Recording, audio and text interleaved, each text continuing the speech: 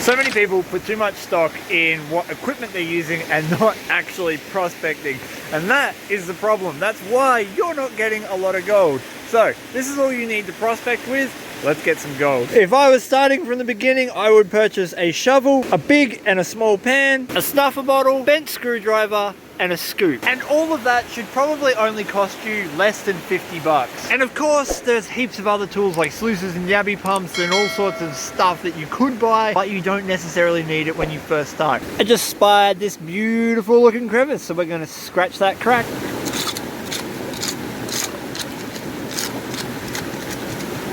The tighter the rocks are packed in, the longer they've been there, and the potential for gold goes up. Oh, come on, yes. I'm still nursing a half cut off finger, so I am just using a small 10-inch pan today. A princess. Yeah? Are you queen of all the lands?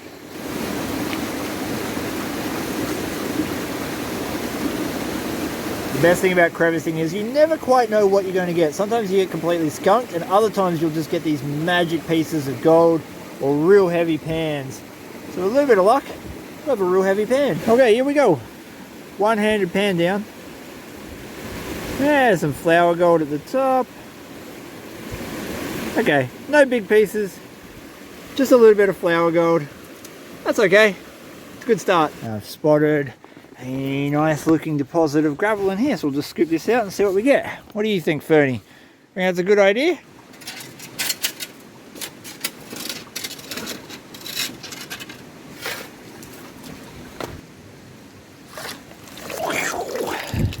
Try not to fall over because these rocks, whoa, are very slippery, just like that.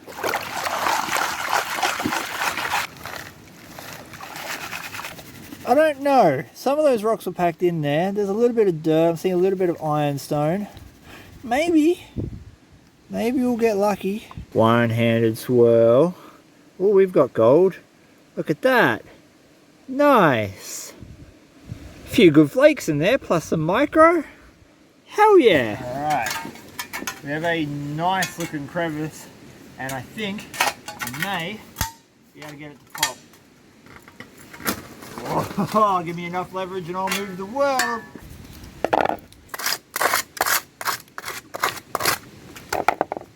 And we got water. Pretty thick mud, I don't know. I was hoping to see more gravel. Oh yeah?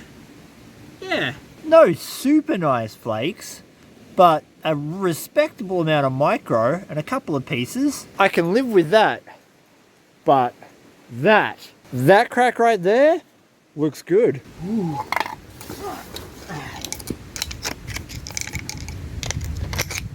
All right, there's not heaps, but it should be enough to tell me whether or not it's worth trying to get more out of that crack. The part that I'm struggling with is that it's actually a lot deeper than I thought it was, and I don't have a long enough scraper to get in there effectively without completely stuffing my knuckles up. One hand pan. Oh, I see micro. Yeah, just micro. Couple of specks. Not too bad. Not too bad, but not great. And I'll be honest, I'm looking for a great crevice. I'm looking for a crevice that makes you go, whoo. How's this for a crevice? Someone's worked this end of it, but there's still gravel in the fast water.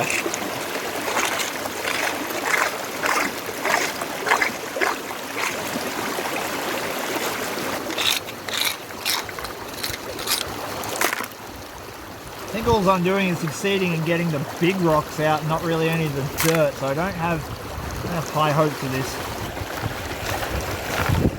A little bit of dirt down the bottom. Any pieces? Nah, just micro, probably about a dozen little micro specks. Fern, you're being naughty today, so that's why you are on a lead. You're being locked up. But in the meantime, I found a beautiful, dry crevice.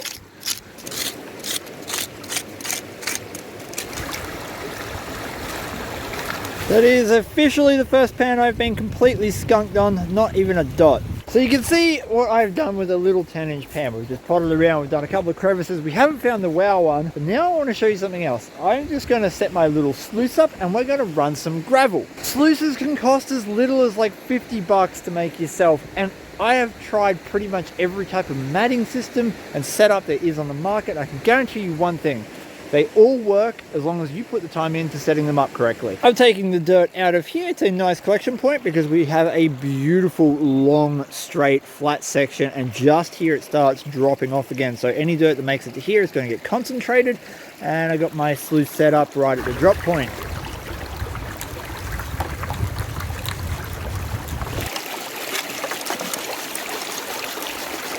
That hole is way deeper than I thought it was going to be. It's like knee deep now, and it's still going down. My point of this video though is that it's not the equipment that finds gold. You're the one that finds gold, and that is a beautiful thing, because it means as long as you've got enough ingenuity to pick up any kind of tool, you can go out and collect some of that shiny stuff, which is a very empowering thing because it's free money sitting in the ground.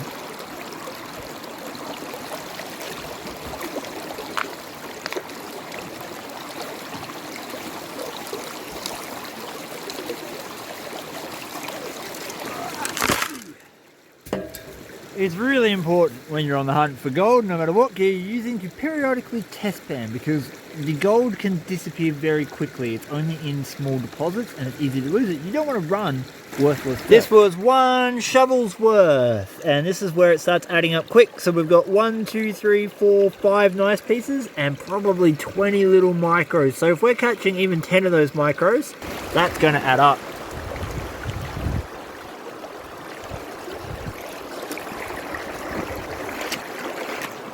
We have a golden M. I can't see any in the rib matting, but that was never there to catch gold. It was just to slow everything down a little bit. We have got some fine gold down here on the mat. I'm assuming we lost a little bit because I was running this pretty hard, but we should see a pretty good show of colour.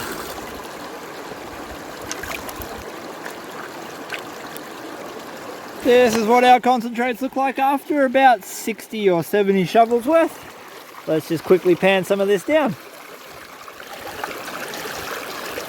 Alright, result time.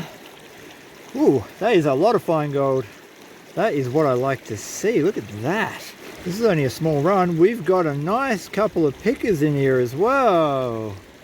Heaps of shotgun pellets. Look at that. Whoa. Alright, now that, ladies and gentlemen, that is a show of colour. How's that for throwing dirt through a river sluice? It shows you that it adds up. Once you find the right spot, even if it's just fine gold, process it, because you don't know how much it's actually going to give you until it's in your pan. Right, I've checked the radar. It is about to dump rain. Not that it really looks like it, but we're going to go home and we're going to get this on the scales and see how much we got for our little saute with the creek.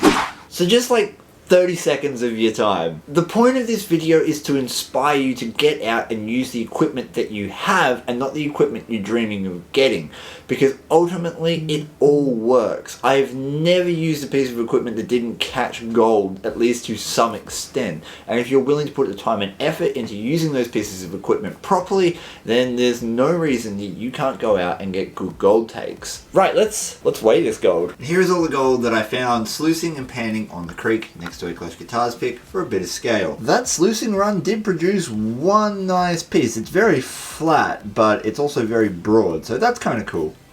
Let's get this on the scales. Now that sluicing run was pretty dang good. For about 60 or 70 shovels, I honestly think we've probably got a 0.4.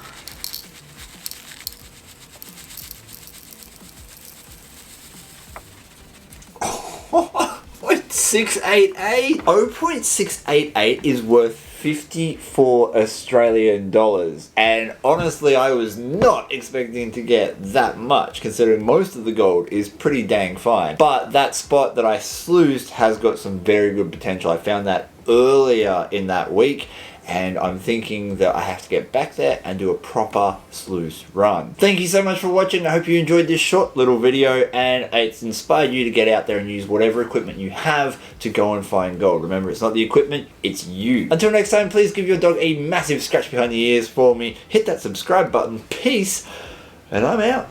Fern, you're being naughty today, so that's why you are on a lead.